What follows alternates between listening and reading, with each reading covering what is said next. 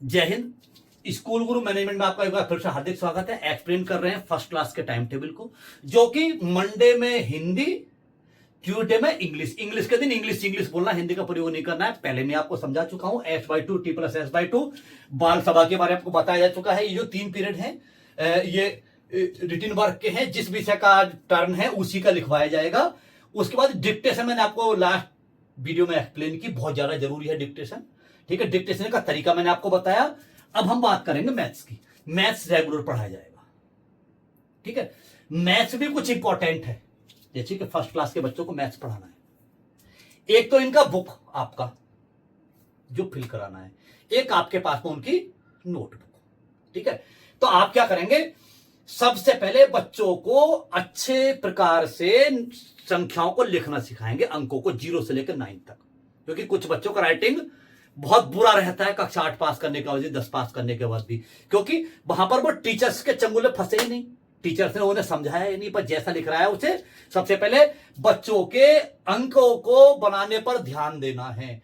और जैसे ही first class में आप बच्चों को पढ़ाएंगे, ठीक है, तो जो आपकी मैथ्स की नोटबुक है, ठीक है, उसके विपरीत दिशा में, उल्टी तरफ, जैसे कि ये मैथ्स की नोटबुक है, ठीक है, तो आप उल्टी तरफ से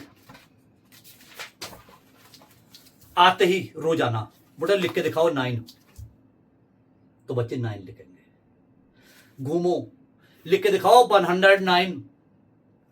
तो जब तक बच्चों को संख्याओं का ज्ञान पूर्ण रूप से नहीं हो जाता है, इस 60 मिनट में से 5 मिनट रोजाना बच्चों को संख्याओं की डिक्टेशन जरूर बोलनी है।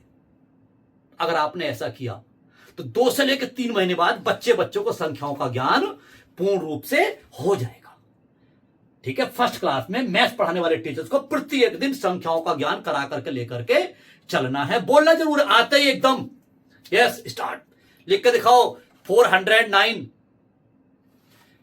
बच्चे लिखेंगे, आप घूम कर क्या हो, बच्चों को बेटा 400, पहले 1 10 100 100 का 4 लिख दिया, ये 0 ये 9। तो ये जब समझाओगे ना रोजाना 5 मिनट, अब हर गणित की किताब में सेकंड में भी, थर्ड में भी, फोर्थ में भी रिवीजन दे रखा होता है। लेकिन जब चैप्टर्स आगे स्टार्ट होते हैं तो संख्याओं के ज्ञान अध्यापक छोड़ देते हैं। अगर सबको ज्ञान है तब तो छोड़ो, नहीं ज्ञान है तो हम मैथ्स का पीरियड जो है, आपकी जो मैथ्स की बुक है वो फिल कराएंगे, जो आपकी मैथ्स की नोटबुक है आप उस पर काम कराएंगे। ज्यादा हम इसमें कुछ नहीं करेंगे। उसके बाद संस्कृत उर्दू 8, संस्कृत उर्दू 8, संस्कृत उर्दू 8, संस्कृत उर्दू 8। देखिए, ये स्कूल गुरु मैनेजमेंट के अंतर्गत एक टाइम टेबल बनाया गया है, 8 पीरियड पर आधारित है, 30-30 मिनट के, 30 कुछ पीरियड 35 के हैं। अब यहां पर समस्या यह है कि जहां पर हिंदू बच्चे हैं सारे के सारे, तो उर्दू का घंटा नहीं लगेगा। ठीक है, जहां पर दोनों बराबर बराबर हैं, तो अगर हम 30 मिनट उर्दू को देंगे यहां पर डे, तो और सब्जेक्ट्स का ऐसा समझ लीजिए समस्या आनी है। अगर वहां पर ज्यादा समस्या है तो 8 मैथ्स के साथ शामिल कर दो, एक दिन पढ़ा दिया जाएगा केवल। और यहां पर संस्कृत उर्दू का पीरियड आप अरेंज कर सकते हो।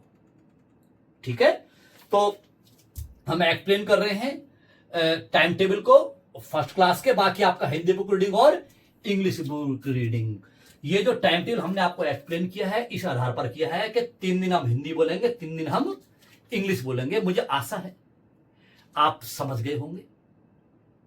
इस आधार पर अगर आप कक्षा में पढ़ाते हैं पूर्ण सत्र में, तो बहुत अच्छा आउटपुट आने वाला है।